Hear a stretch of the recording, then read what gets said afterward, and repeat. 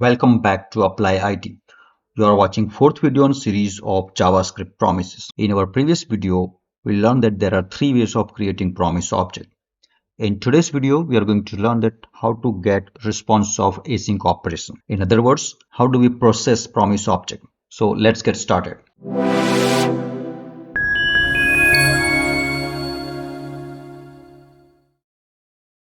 Earlier, we learned that when we make an async call, async function is going to return promise object immediately. So when we make an async call, promise object is available immediately, but promise object will not contain result immediately because promise may get settled at some later point. So you can see here that we get promise object. So initially the promise state will be pending and the promise result property of that promise object will not contain any results. It will be undefined. So we need to understand that when promise gets settled, then what are the possibilities? So when promise gets settled, promise object will be containing result in its promise result property or promise result data member. When API call is successful, the result of that API call, that is API data, will be placed in the promise result property.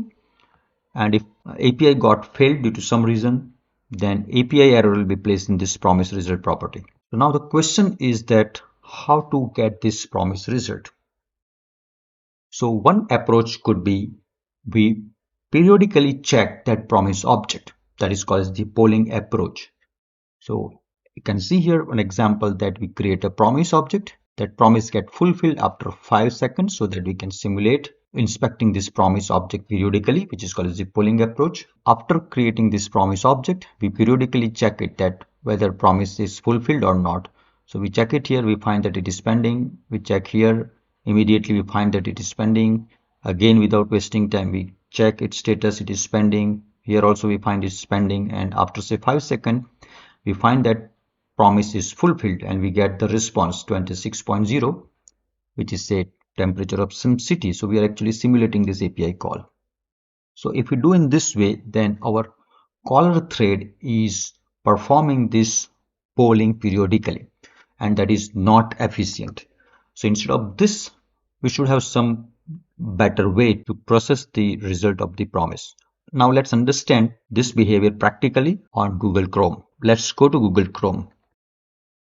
I'm creating here one promise which get fulfilled after 5 seconds.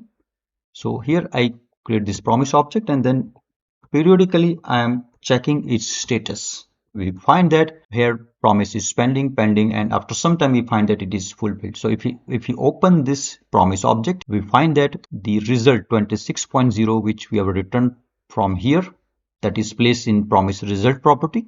The promise state has got changed from pending to fulfilled.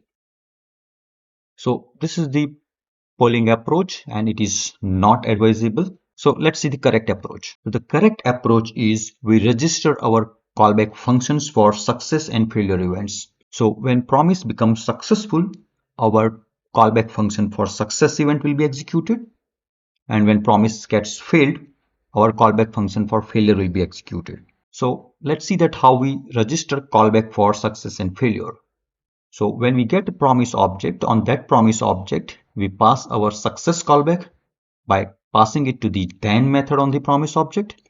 And in the same way, we pass our failure callback to catch method, which we call on the same promise object.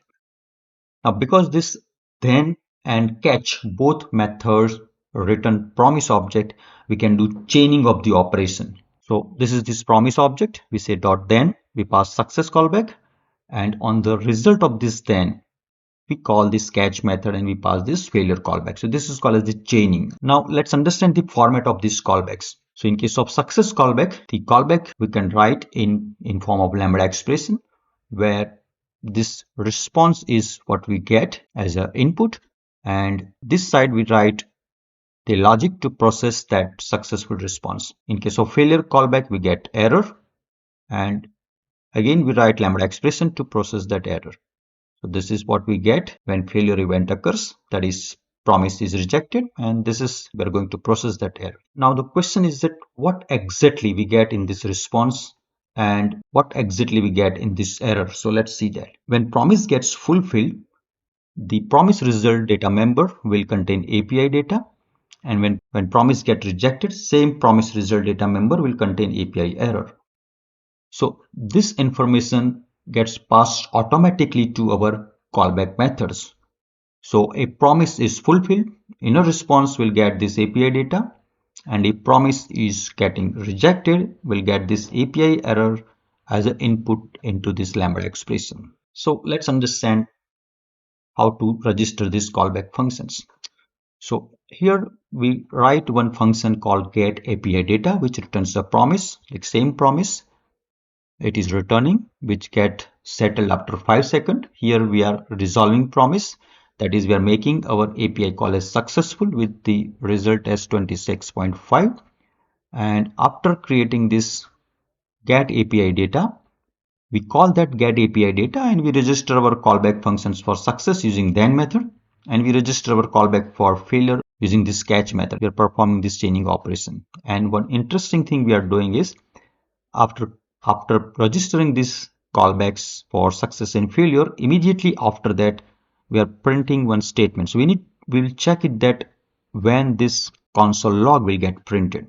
Let's again go back to Google Chrome and let's try to understand this practically. So first we are going to write that get API data call like this.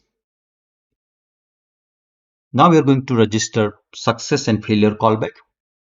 So we register success callback using then method, we register failure callback using catch method, and immediately after that we print this console log. So let's execute it.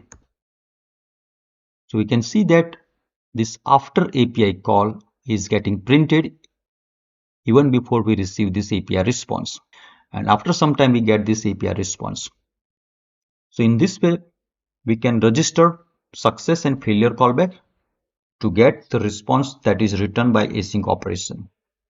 In next video, we are going to understand use of await keyword. Thanks for watching and happy learning.